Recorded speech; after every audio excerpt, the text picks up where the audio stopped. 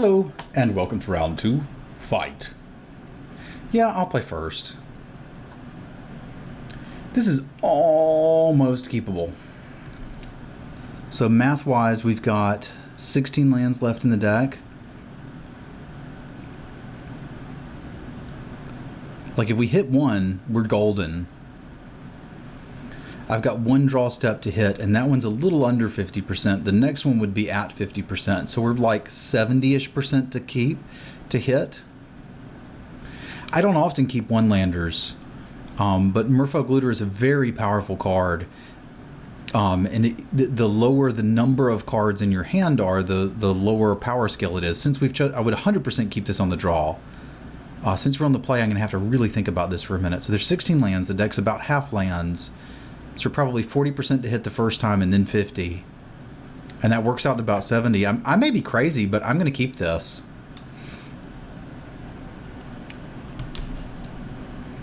Statistically, we should hit by the third draw. And that's basically the same as mulliganing once. Or letting our opponent be on the play and us mulliganing once. I'm willing to take that risk. Because the upside is so high if we hit that first land. I've mentioned a bunch of times that I think people mulligan too often in Limited. That doesn't mean I keep all of the one-landers I see. But there are ones that I will keep. And this is one of them.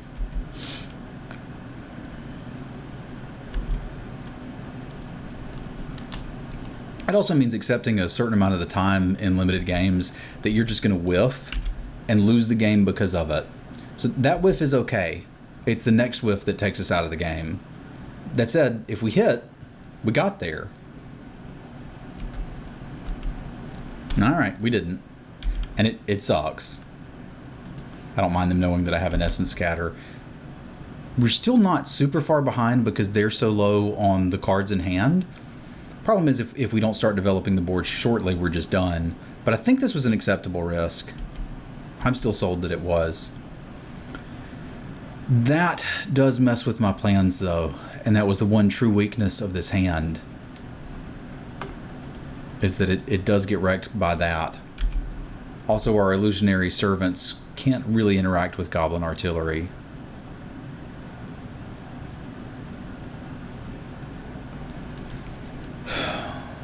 I guess if he doesn't want to kill it. Yeah, he does. Okay.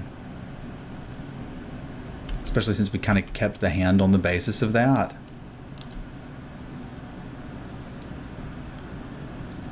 This is awkward. He's just going to tap the artillery to kill it. But I think that's probably what I need to do, and then see if we can clone a Dragon Whelp.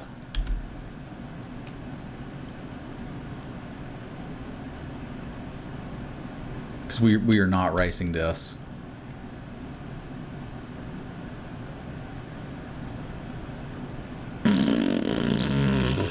Okay, so what do I need to happen? I need to draw Bolt into Mountain.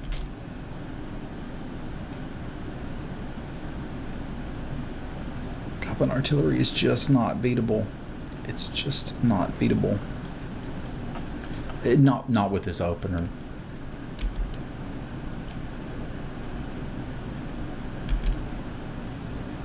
I think we can beat this deck. I think we're just going to have problems with this card and need to make sure we have an answer to it when he casts it. Because we're essentially done here.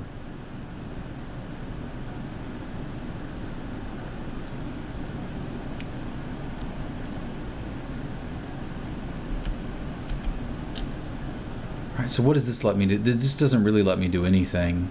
It may just be better to scoop here. Because all I'm doing is showing him a clone. What does that do? Because this is lethal next turn. I can play a clone and chump it.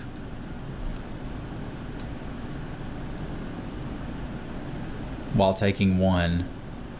And then I untap him. What am I actually trying to do? You know, at that point, I don't think it really matters. Yeah, I'm going to go ahead and scoop him up here. Because it's one of those few times where I'm like, showing them extra cards just doesn't matter. That was not as bad as you might think it was,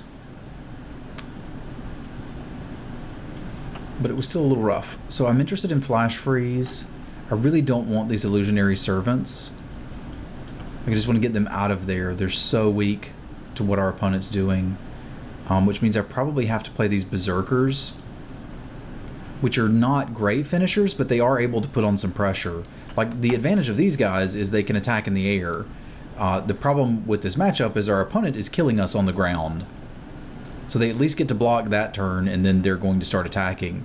It's not great, but we lessen the impact of their pinger on our deck. I think other than that, I'm probably good to go. I've got to cut one more card. Maybe just one of these, and we'll still plan on killing him with Air Elemental, Snapping Drake, Phantom Warrior, Wind Drake, which are still weak to his pinger. But at least he has to take damage when he does it. And we've got answers to the pinger. We've got answers. You've got questions? We've got answers. Okay, this looks way better because I've got Ponder into Divination. I still don't think it's actively amazing, but we can play cards. This guy's particularly weak to the Spark Mage Apprentice, but I don't know that I can do a lot about that.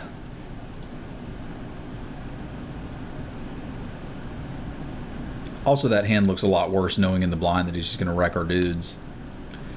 I think I'm okay keeping these, because Phantom Warrior lets me put some pressure on him, and I can cast it on turn 3.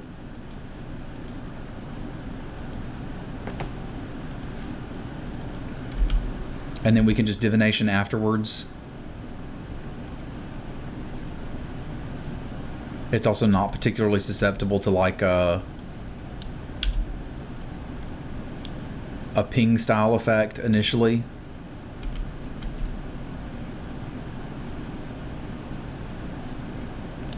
Okay. Like I could just Seismic Strike that. I don't think I want to, though. I will next turn if I have to, but if we hit a land and just play the Minotaur, we kind of negated it.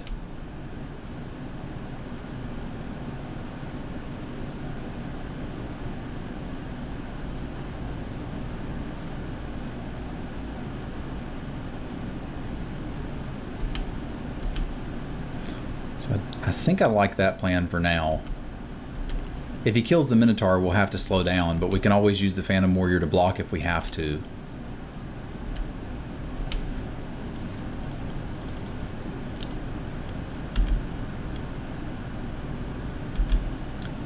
If we have the opportunity to block, we'll block the Piker, because we did see a Goblin King in the draft. So I'm expecting Kindled Fury here, which is kind of fine. Or Spark Mage Apprentice post-combat, sure.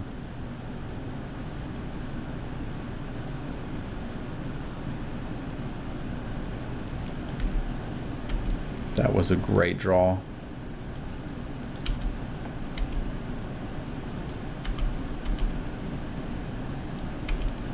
So let's get down to 4/4, which is just huge in this format. That's why it has a drawback.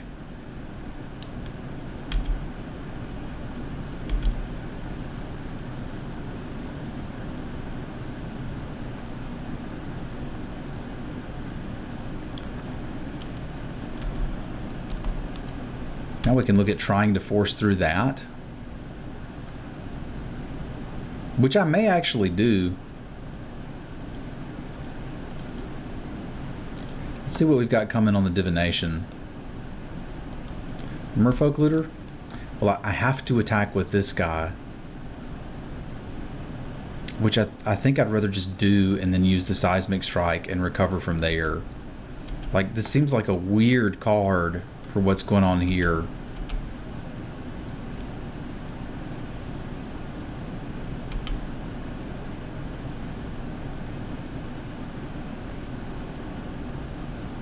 Did not expect Wall of Faith. I mean, the upside is if I just kill it, he's got to deal with our thing now. You know what? I'm in. That's what we're doing. We're just going to kill it. We're going to make you deal with the 4/4, and then we can recover from there. Because it's also holding back our lightning elemental, and right now our game plan is hit them in the face.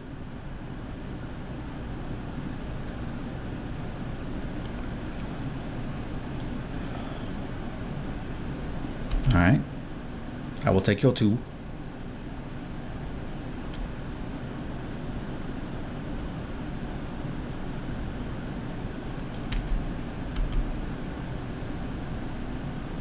That makes Fireball look really good here.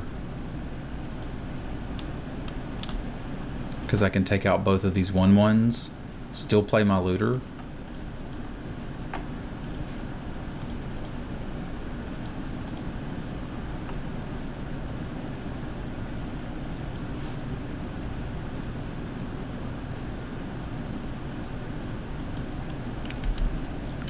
And then have the lightning elemental for next turn.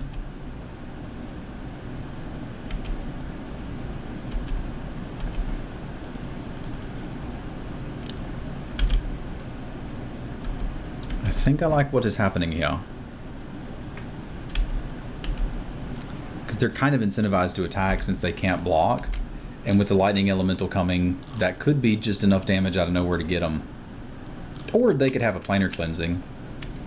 This deck is not what I expected.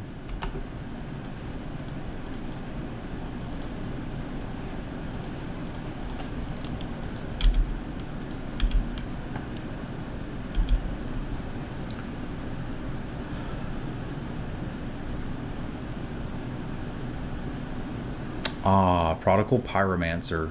That is scary. That is really scary and a fantastic card. How good would a Rod of Ruin be right now? It kind of wouldn't be because he's going to get to untap first. But going to 2 when we have a Bolt should be a little scary.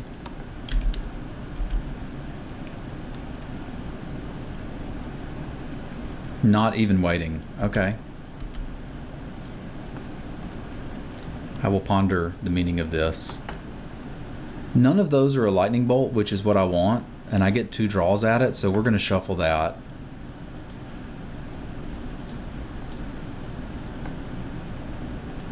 Oh, hello, Rod of Ruin.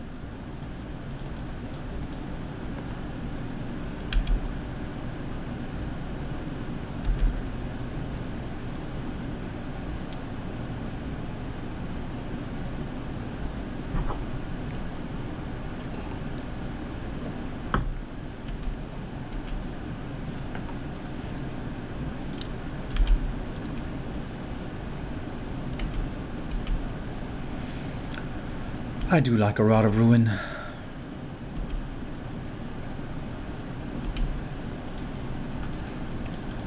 Get ruined.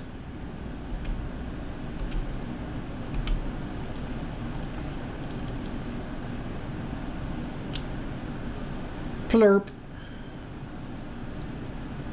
God, Prodigal Sorcerer is so scary. It is absolutely terrifying. I mean, it makes these guys do nothing.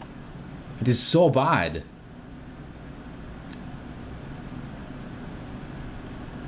And like, this guy wasn't great either. I'm trying to decide if I just want to cut the Lightning Elemental and play another Rod of Ruin.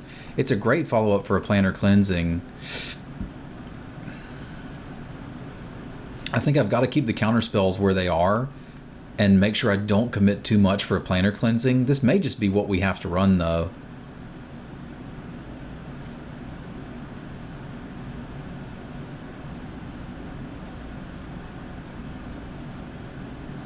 Unsummon's not crazy either. It has some value at potentially getting one of our guys out of a Planar Cleansing. I think I'd just rather run it how it is, though. We've got answers to what our opponent has. They're just kind of pretty scary. You know, surprisingly, with 3 Merfolk Looters and a Divination in hand, I'm happy to keep a heavy land hand.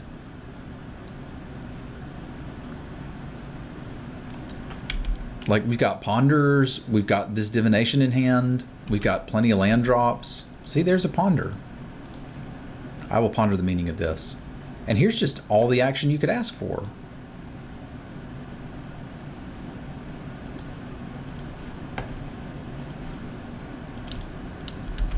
Looter is such a good card. Now they mulligan down pretty low. That doesn't mean they can't win. It looks like they kept a one-lander, so we'll try to put out as much pressure as we can. This hand, again, can't really do that, but...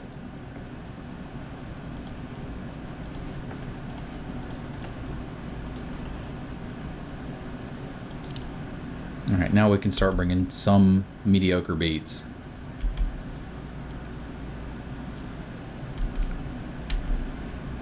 Right on time, Windrake. Right on time.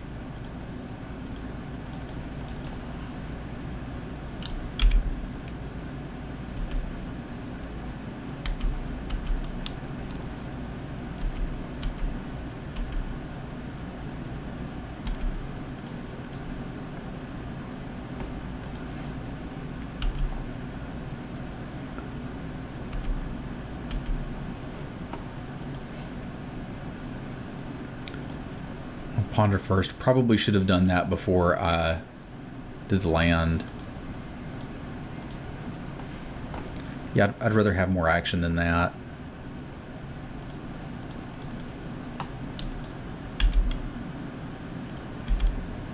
I'm playing a little fast and loose here because this game is not over. But I think I can get it over pretty quick.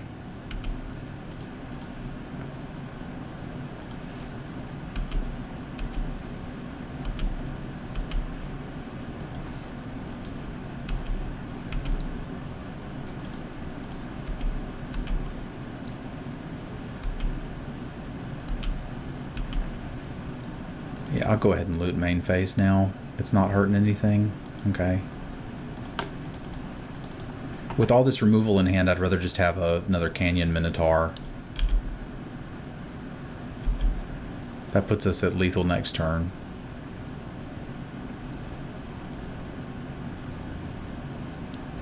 Like, even just gold fishing, it's taking us into, what, turn 7 or 8 to kill this guy?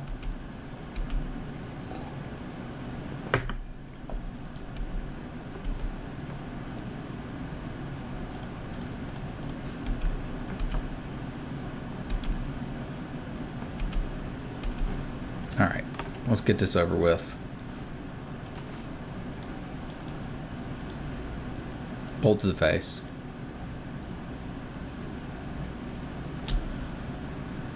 Well, we got one good game out of the match, that middle one. Like, I was stuck on one land, my opponent was stuck on one land. Their deck can certainly punish you more for being stuck on one land, but I'll take one good game out of the set. We'll see you for the finals in just a minute.